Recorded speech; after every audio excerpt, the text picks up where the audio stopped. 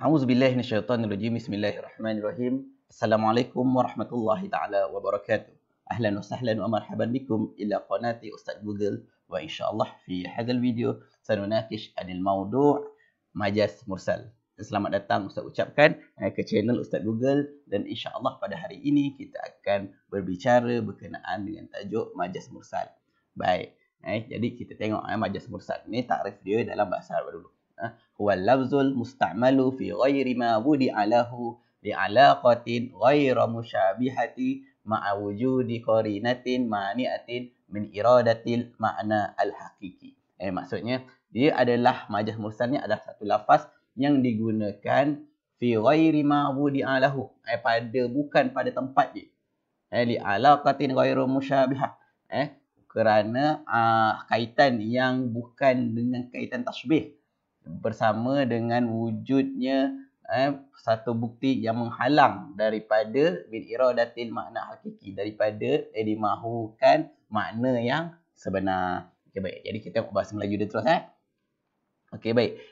Mafhum majaz mursal. Majaz mursal ialah perkataan yang digunakan bukan pada maksudnya yang asal tanpa terdapat hubungan perumpamaan. Okey, baik. Jadi tadi Ustaz sebut tadi apa?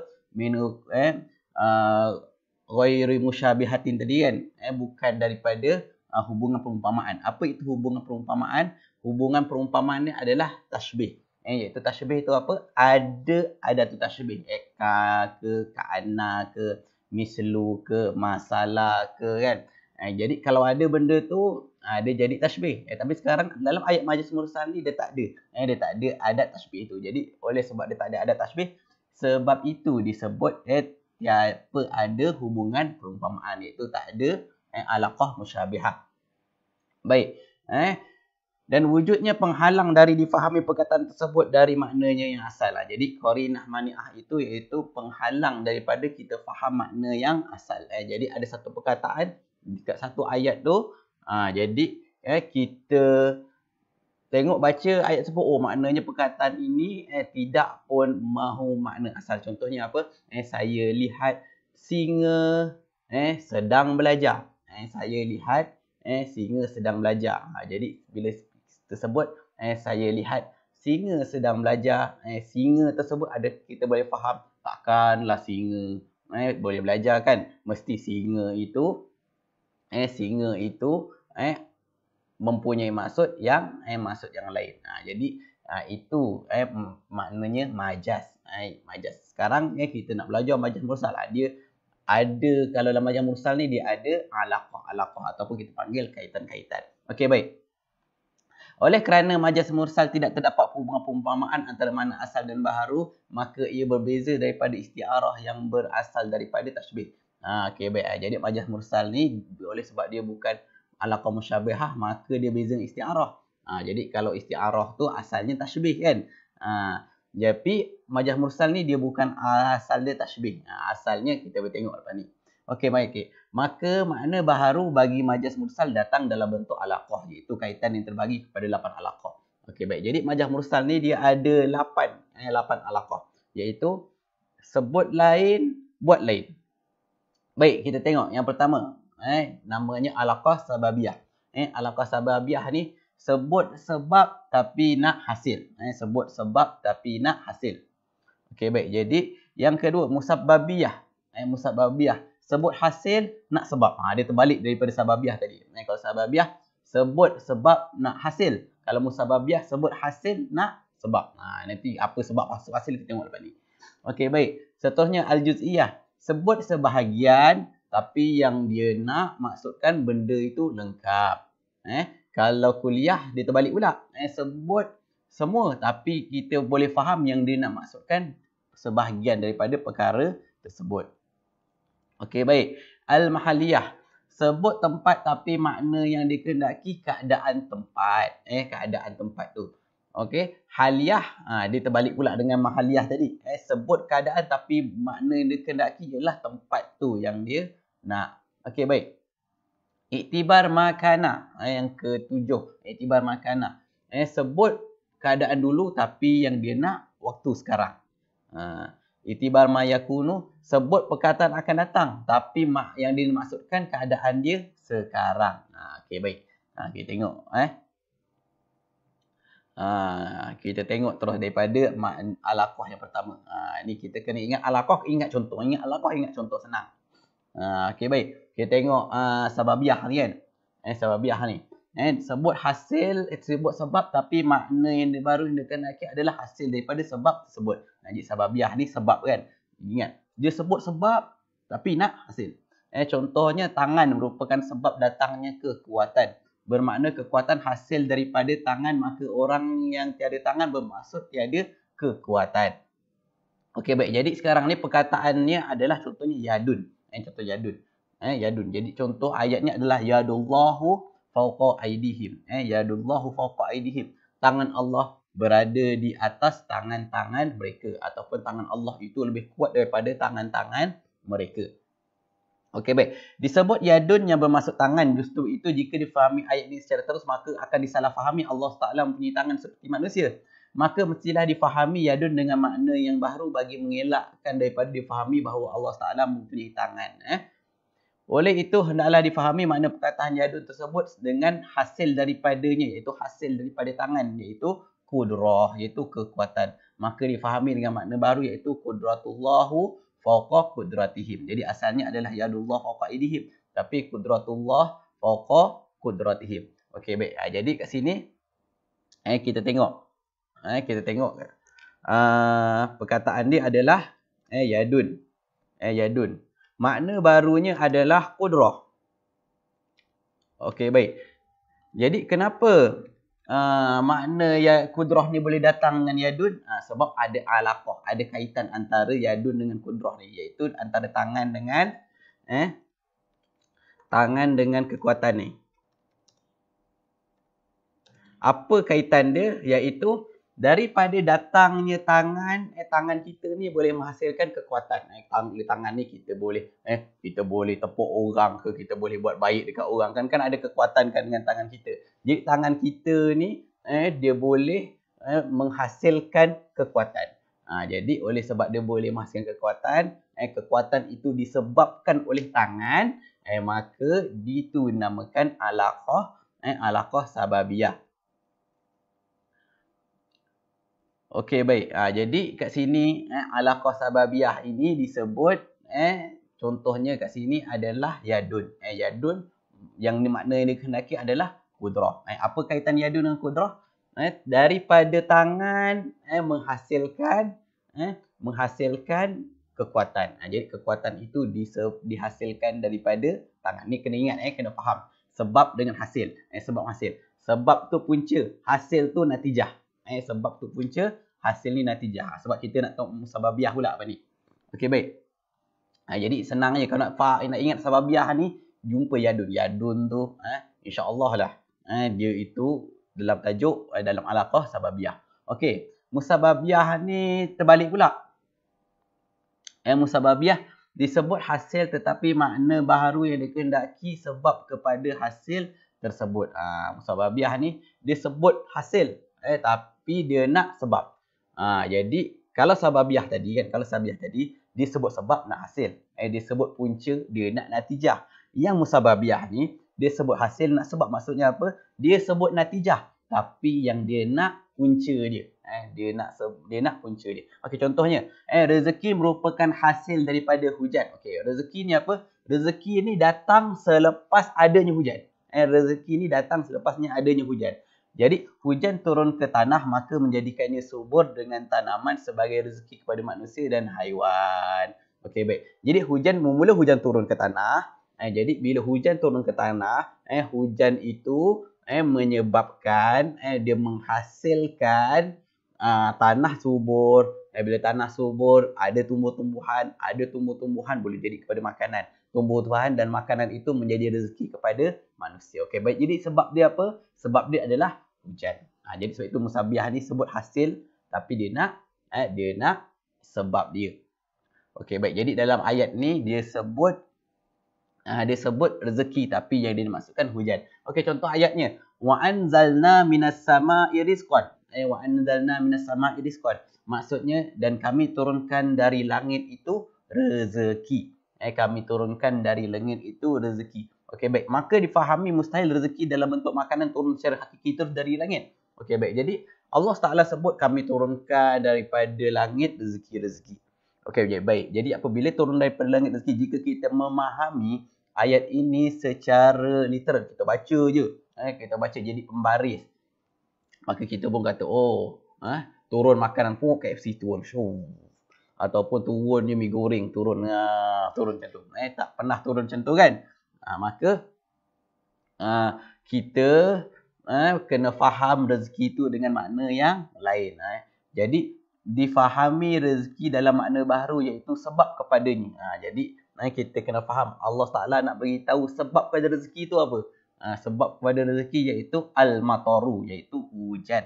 Jadi hujan. Maka difahamilah dengan makna baru iaitu wa anzalna minas sama'i al-mataru. Kami turunkan daripada langit hujan. Baik. Jadi ada beza dengan ni. Yang ni pertama ni sebut yadun nak kudrah, sebut sebab nak hasil. Yang ni dia sebut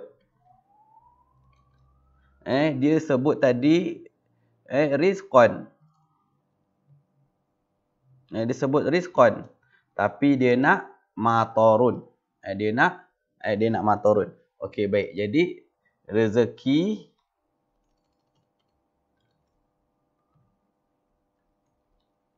sama dengan hujan. Rezeki sama dengan hujan kan? Okey, baik. Jadi kat sini hujan ini menyebabkan rezeki. Hujan ini menyebabkan adanya rezeki. Rezeki ini dihasilkan oleh hujan. Jadi datang hujan dulu baru ada rezeki. Berbeza dengan yadun yang kudrah tadi kan. Yadun ini menyebabkan kudrah. Hujan ini menyebabkan adanya rezeki. Jadi yadun ini datang yadun dulu, ada yadun, ada tangan, baru ada kudrah. Kalau hujan tadi, ada hujan ni baru ada rezeki. Jadi nampak tak? Dua ni, satu yang sababiah tadi ni, dia sebut sebab tapi dia nak hasil. Dia sebut sebab dulu kan, datang dulu. Lepas tu yang dia nak masukkan apa yang datang selepas sebab. Kalau matarun dengan rizqan ni, dia sebut apa yang datang kemudian, tapi dia nak apa yang sebelum rezeki itu, iaitu hujan. Jadi kita kena faham. Kita kena faham beza antara sababiah dengan musababiah. Dia pasangan. Alaqah ni dia ada pasangan. Sababiah dengan musababiah, makana dengan mayakunu, haliyah dengan mahaliyah, juz'iyah dengan kuliah. Jadi kita kena kaitkan dua ni. Apa beza antara dua-dua alaqah? Okey, baik. Jadi kalau sababiah dengan musababiah. Jadi kita kena ingat sebab dengan hasil. Mana sebab datang dulu kan, baru hasil datang kemudian. Ataupun punca datang dulu, lepas tu natijah dia datang kemudian. Jadi kita kena ingatlah. Ingat guna salah satu je. Guna sebab atau hasil ke ataupun punca natijah. Jadi kalau ustaz dalam buku ustaz ni, ustaz guna sebab dan hasil lah. Hasil datang kemudian, sebab datang dulu. Datang sebab dulu, baru datang ni hasil. Itu adalah musabbabiyah. Kalau sababiah tadi datang sebab dulu, baru sebut sebab, tapi yang dia maksudkan hasil. Baik, untuk juz'iyah, juz'iyah maksudnya disebut sebahagian daripada sesuatu perkara, tetapi makna baharu yang dikenaki adalah perkara tersebut secara lengkap. Juz'iyah ni pasangan dia dengan kuliah nanti. Kuliah juz'iyah, sebut juz'iyah, sebut juzuk, tapi yang dia nak maksud sempurna. Contohnya perbuatan rukuk sebahagian dari solat yang sempurna. Jadi dalam ayat seterusnya ni kita akan tengok perbuatan rukuk tu dengan kaitannya dengan solat yang sempurna. Okey, baik, contoh ayatnya warka'u ma'ar raki'in, dan rukuklah kamu bersama dengan orang-orang yang rukuk. Okey, baik. Jadi kat sini bila kita baca warka'u ma'ar raki'in, Allah Taala perintahkan kita untuk rukuk. Jadi kalau orang ni pembaris, dia pergi dekat masjid, dia pergi rukuk je, lepas tu dah settle kerja dia. Kerja dia dah selesai. Sebab dia kata dalam Quran dalil warka'u ma'ar raki'in. Orang yang tak baca Quran dia cakap. Jadi kita kata yang pembaris kan, kau tak faham balaghah dalam Al-Quran. Dia sebut Allah Taala suruh sebut rukuk aja, tapi Allah Taala sebut maksudkan solat yang solat yang sempurna. Bukannya suruh rokok saja. Sebab ini majlis mursal. Sebut sebahagian tapi nak perkara tersebut semua. Nak sebut perkara tersebut secara lengkap. Okey, baik. Jadi walaupun Allah Taala sebut rokok, tapi kita dapat fahami perbuatan yang disuruh oleh Allah Taala adalah solat yang sempurna, dengan iktidal, dengan sujud, dengan tahiyat, semua kita kena buat. Tapi sebut rokok saja. Okey, baik. Jadi kenapa Allah Taala suruh rokok saja? Sebab rokok ini adalah satu-satunya perbuatan dalam ibadah yang membezakan kita dengan ibadah dengan agama-agama lain. Agama lain tak ada rokok. Agama lain tak ada rokok. Sujud ada agama yang buat. Qiyam pun ada agama yang buat. Tapi rokok tak ada agama lain yang buat kecuali Islam. Jadi inilah keistimewaan Islam. Allah Taala sebut rokok. Allah Taala sebut rokok supaya nak menunjukkan perbezaan Islam dengan agama-agama yang lain. So itu Allah Taala sebut rokok. Specialnya rokok ni. Maknanya boleh je nak buat wasjudu ma'as-sajidin, dan sujudlah kamu bersama dengan orang yang sujud. Kita akan faham juga. Kita akan faham juga Allah Taala bukan suruh sujud saja, tapi Allah Taala suruh solat yang sempurna. Tapi Allah Taala pilih rokok sebab rokok ini yang membezakan kita dengan agama yang lain. Baik, oleh itu kita dapat fahami bahawa Allah Taala memerintahkan kita untuk solat dengan sempurna kerana rokok sebahagian daripada perbuatan yang terkandung dalam solat yang sempurna. Maka difahami dengan makna baharu, iaitu daripada warka'u wa sallu ma'a musallin. Irka'u dengan sallu. Jadi kat sini rokok dengan solat. Rokok dengan solat. Jadi bila rokok dengan solat, rokok sebahagian daripada solat. Rokok sebahagian solat. Jadi kat sini sebut sebahagian, nak semua. Disebut rokok sebahagian, tapi maksudkan semua, iaitu semua solat tersebut. Semua perbuatan dalam solat. Ingat juz'iyah. Sebut semua, nak. Sebut sebahagian, nak semua. Dia terbalik. Sebut sebahagian, nak semua. So itu macam sababiah tadi kan. Sebut sebab, nak hasil. Musababiyah tu lawan sababiah. Sebut hasil, nak sebab.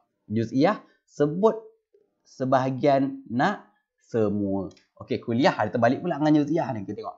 Okey, disebut suatu perkara tetapi makna baharu yang dikehendaki adalah sebahagian daripada perkara tersebut. Dia terbalik juga kan. Disebut semua. Tapi kita fahamlah yang dia masukkan sebahagian, takkan semua. Contoh, daging lembu sebahagian daripada seekor lembu. Daging lembu sebahagian daripada seekor lembu. Contohnya, akala Zaidun al-baqarata. Zaid makan seekor lembu. Jadi, ni biasa kita buat ayat ni. Akala Zaidun al-baqarah. Sebenarnya bukan akala Zaid al-baqarah. Takkanlah Zaid makan lembu kan ni, lembu seekor. Kalau makan ada jajah pun tak boleh juga. Akala Zaidun ada jajah. Maksudnya dengan kepala, dengan kaki, dengan ekornya dia makan.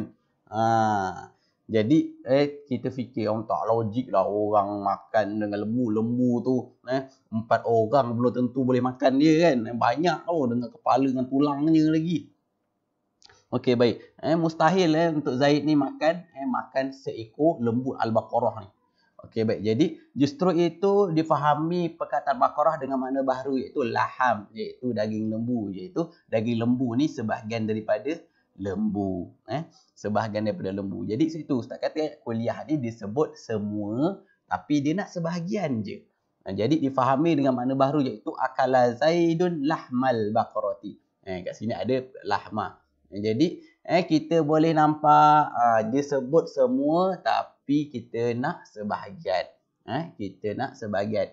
Jadi akala Zaidun al-baqarah sebenarnya akala Zaidun lahmal baqarah. Bila kita baca Zaid makan lembu, tapi kita faham Zaid makan daging lembu. Kita pun biasalah kan cakap kan. Kita biasa cakap kan, kau makan lembu ke tak?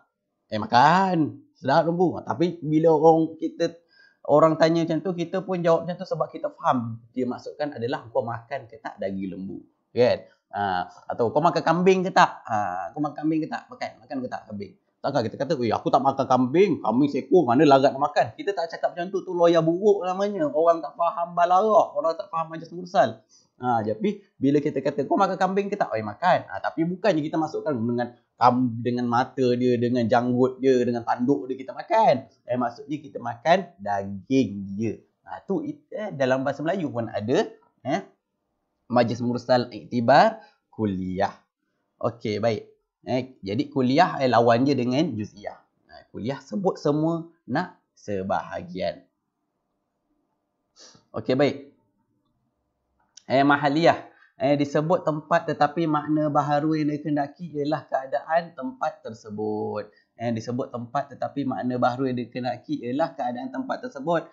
Contoh sebuah sekolah itu keadaannya ada guru. Contoh ayat aqama al-madrasatu al-anshitah. Okey, baik. Mahalliyah ni dia lawannya dengan haliyah. Sebut mahalliyah tempat, haliyah keadaan. Jadi kalau mahalliyah sebut tempat tapi yang dia nak keadaan dia. Okey, baik. Jadi kat situ contohnya sebuah sekolah itu keadaannya ada guru. Mana ada sekolah tak ada guru. Kena ada guru dengan anak murid. Jadi contohnya aqamat al-madrasatu al-anshitata. Sekolah mengadakan program. Sebut sekolah mengadakan program. Sebut, mak, sekolah ada program, mak. Ataupun sekolah ada kelas, mak. Okey, baik. Maka perkataan madrasah mestilah difahami dengan makna baru kerana mustahil sekolah secara hakikatnya mengada program. Okey, baik. Jadi bila kita kata sekolah mengadakan program, sekolah ni apa? Sekolah ni sebenarnya bangunan. Bangunan-bangunan dengan dinding-dinding dia tu kan, itu kita panggil sekolah. Okey, baik. Jadi bila kita sebut sekolah mengadakan program, adakah bangunan tu tiba-tiba dia bergerak jadi transformer, dia ajar kita? Ataupun dinding-dinding tu dia berubah jadi okey, baik, murid-murid selamat datang. Hari ni kita belajar Quran duduk tepi dinding dulu. Ada ke macam tu? Tak ada kan? Jadi kita faham makna baharu iaitu perkataan muallim kerana ia merupakan keadaan bagi madrasah. Jadi makna yang dikehendakinya adalah muallim iaitu guru kerana guru ini merupakan keadaan bagi sekolah. Jadi sekolah ini keadaannya ada guru. Keadaannya ada guru. Jadi maka difahamilah dengan makna baharu iaitu aqama al-muallimul madrasah al-anshitata. Guru sekolah mengadakan program. Tapi kita biasa sebutkan kat rumah kan. Kita balik, mak, esok ada kelas tambahan. Sekolah buat kelas tambahan tau. Kan? Sekolah buat kelas tambahan. Jadi mak dia faham. Takkan mak dia tak sebut. Takkanlah sekolah kau buat kelas tambahan. Sekolah kau mana boleh buat kelas tambahan. Sekolah kau kan batu. Mak kau tak cakap macam tu kan. Dia cakap pun, oh ya, sekolah buat kelas tambahan. Maksudnya yang difahami adalah guru dekat sekolah itu. Guru dekat sekolah itu yang buat kelas tambahan. Jadi, apa kaitan guru dengan sekolah? Keadaan sekolah itu berguru. Keadaan sekolah itu berguru. Jadi disebut tempat tapi dia nak hasil daripada hasil daripada tempat tersebut lah. Dia nak keadaan bagi tempat tersebut, iaitu kalau sebut sekolah, keadaan dia sekolah itu ada guru. Okey, baik. Haliyah pula. Haliyah dia terbalik. Dia terbalik dengan mahaliyah. Haliyah disebut keadaan tapi dia nak masukkan tempat. Okey. Disebut keadaan tapi makna baru dikehendaki ialah tempat kepada keadaan tersebut. Contoh keadaan yang nikmat tempatnya di syurga. Okey, baik. Dia sebut keadaan tapi yang dimaksudkan tempat. Jadi contoh ayatnya apa? Innal abrara lafi na'im. Sesungguhnya bagi orang yang bertakwa itu berada dalam kenikmatan. Kenikmatan itu adalah keadaan. Keadaan dia bukan tempat. Jadi bila kita sebut innal abrara lafi na'im, sesungguhnya bagi orang yang bertakwa itu berada dalam kenikmatan, jadi kita faham perkataan na'im itu dia itu ada makna baharu. Makna baharu iaitu al-jannah, syurga. Syurga itu tempat yang banyak nikmat. Maka apa kaitan syurga dengan naim? Syurga dengan naim, naim ni adalah keadaan. Naim ni adalah keadaan syurga. Jadi bila kita sebaca naim, kita faham orang ni berada dekat dalam syurga. Dia sebut keadaan tapi yang dimaksudkan adalah mahalliyah, adalah mahal, iaitu tempat. Tempat nikmat ini syurga. Tempat nikmat itu adalah syurga.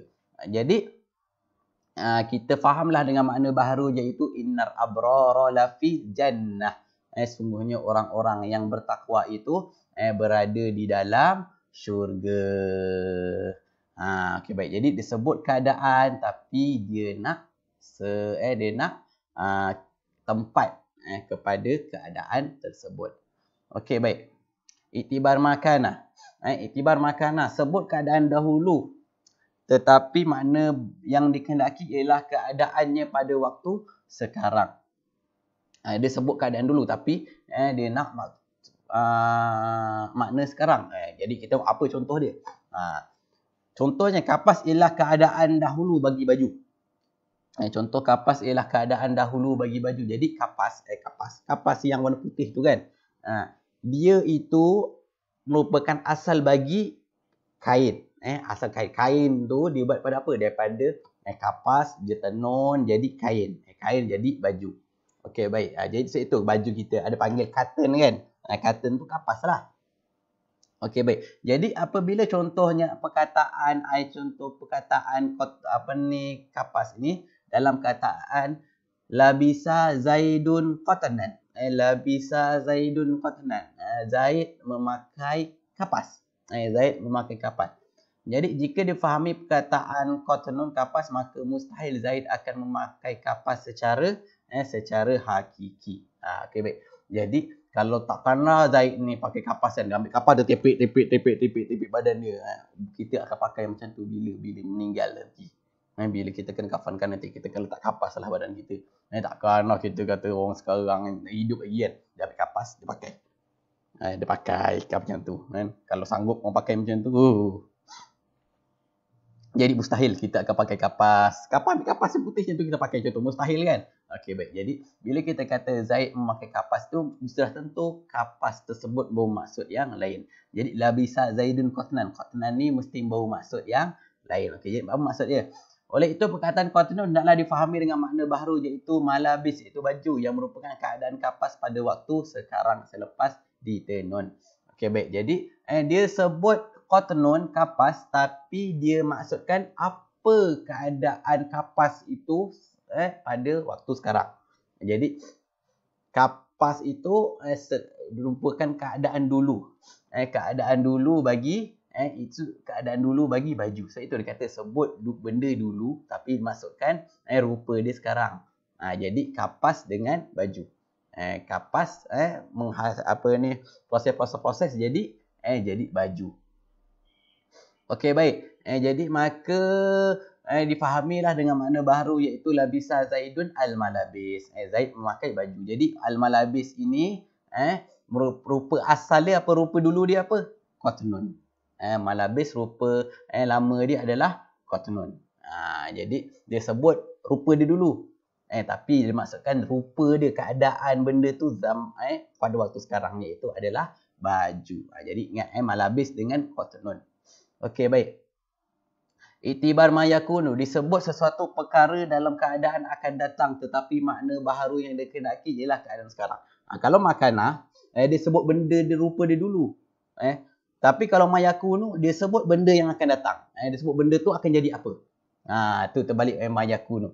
Contohnya doktor merupakan keadaan akan datang bagi seorang bayi. Okey baik. Contoh ayat dia waladat al-ummu tabiban. Waladat al-ummu tabiban. Ibu melahirkan seorang doktor. Jadi difahami perkataan tabib secara terus saya tidak logik kerana mustahil ia berlaku. Takkan kan maknya lahir keluarkan anak kan. Tiba-tiba anak dia keluar, dia ambil stetoskop tu, dia pun check mak dia. Dia pun bagi tahu dekat bidan dia, okey, jantung mak saya okey. Okey, mak saya sihat. Okey, dah terima kasih lahirkan saya. Okey baik, boleh discharge mak saya sekarang. Kerana bayi masa kecil cakap macam tu kan. Takkanlah jadi doktor terus. Jadi kita mesti faham tabib ini makna yang baharu iaitu atiflu, bayi. Yang merupakan keadaan dulu bagi doktor. Jadi sekarang ini disebut dia guna perkataan yang akan datang. Dia guna keadaan akan datang. Ibu melahirkan doktor. Ibu melahirkan doktor. Jadi bukannya maksudnya dia lahirkan doktor terus. Budak tu akan datang akan jadi doktor. So itu iktibar mayakunu, benda yang akan datang. Macam kalau korang tengoklah kan cerita Three Idiot yang korang ingat tak cerita Three Idiot? Bila siapa Raju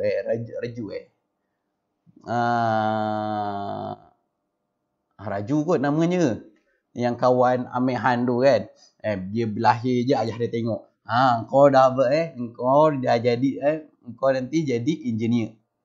Dia apa ni? Dia sebut budak tu engineer.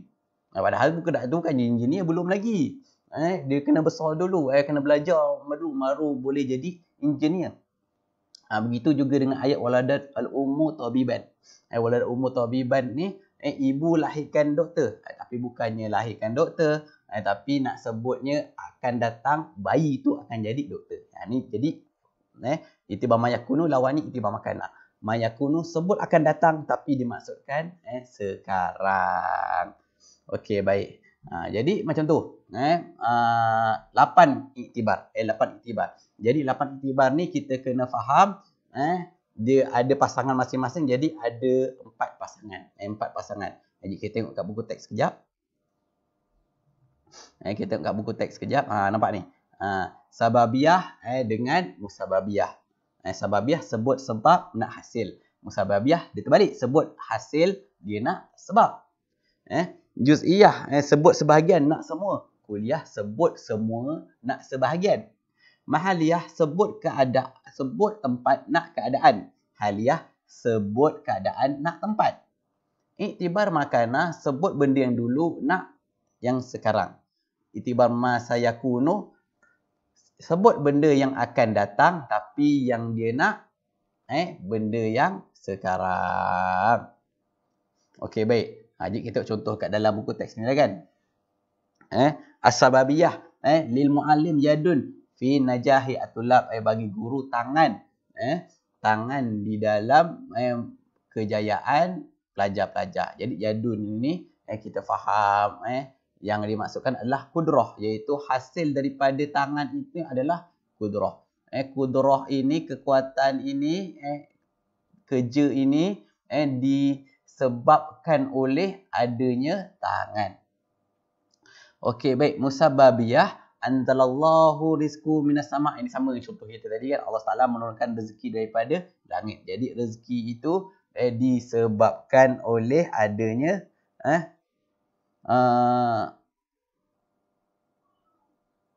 bukan contohnya anzalallahu rizqu minas sama'. Ni bukan contoh dia. Contohnya wa anzalna minas betul-betul. Wa anzalna minas sama'i rizqan. Wa anzalna minas dia tukar, dia jadi isti'ah, dipanggil benda ni sebagai iktibas. Dia tukar uslub. Anzalallahu rizqu minas sama'. Kalau dalam buku ustaz ni wa anzalna minas sama'i rizqan.